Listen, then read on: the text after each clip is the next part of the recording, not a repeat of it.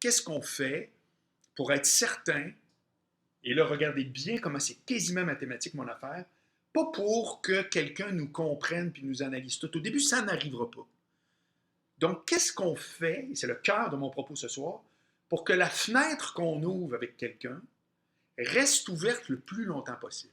J'espère que vous voyez précisément la différence, parce qu'il y en a une, elle est énorme. Dans un premier temps, ce que je suis en train de vous dire aujourd'hui, c'est que les gens ne prendront pas le temps de vous connaître au début. C'est terminé. C'est tout. Il n'y a pas de oui, non, c'est... Les gens ne prendront pas le temps de vous connaître au début. C'est plus fort que nous. On ne fait pas ça. On n'est pas avec une écoute fantastique en disant on met tout le monde dans des cases. Moi, ce que je vous dis, qui est l'essence même, le truc, le cœur d'aujourd'hui, la seule chose que vous pouvez faire, c'est non pas de dompter quelqu'un à prendre le temps ou à mettre l'intérêt de vous connaître profondément dès le départ, etc. De toute façon, c'est impossible. C'est de laisser la fenêtre de découverte ouverte le plus longtemps possible. En un mot, selon votre comportement, la personne que vous voyez lors de l'entrevue pour votre job, la date, tous les exemples de première fois, vous devez combattre ce que je viens de vous décortiquer, c'est-à-dire, elle va me peinturer dans le coin.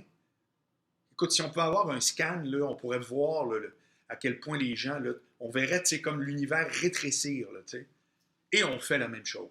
Il n'y a pas d'héros ici. On est esclave de ça jusqu'à une certaine limite. Donc, ce que vous voulez, c'est garder la fenêtre ouverte le plus longtemps possible. C'est comme résister au fait que la personne a fait m'a rentré dans la boîte, puis la plus petite boîte possible, toi le comptable, puis telle affaire. Et pour ça, je reviens donc à tout le propos de Soyez compris, pas le propos de tout, parce que c'est un gros univers que je vous parle à chaque semaine. C'est l'écoute. C'est bizarre, hein? Mais c'est exactement ça. Ce qui va faire en sorte que la fenêtre dans laquelle vous êtes capable d'être vu le mieux possible, à votre meilleur, dans les aspects les plus importants, ceux que vous allez avoir le temps de placer, c'est l'écoute. Dans la mesure où vous allez avoir une écoute, mais pas une écoute de gaga, pas une écoute de même, une écoute active, c'est-à-dire que vous allez participer à la conversation, mais vous allez poser à la rigueur plus de questions que vous en faites poser. Vous allez être très actif, très ici maintenant, mais vous allez tout le temps essayer d'embarquer la personne avec vous dans le propos. Le meilleur exemple, moi je vous en ai parlé, je pense, à quelques reprises, c'est les entrevues. Les entrevues que j'ai faites. Écoutez, moi je suis à mon compte depuis que j'ai comme 25 ans. Je n'ai pas fait tant d'entrevues pour des jobs. Là. C'est pas mon modèle d'affaires. Mais quand j'ai eu des entrevues de job, je les ai toutes eues. Toutes.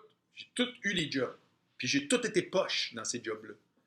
Ça veut dire que la zone où on rencontre quelqu'un, elle vient avec des critères, on évalue les gens là-dessus, puis après ça, ça se peut qu'on se soit totalement trompé. Pourquoi? Parce que si on est bon dans la zone de la première vitesse, ça se peut qu'on soit poche en troisième, quatrième. Puis dans le dating, c'est encore plus vrai.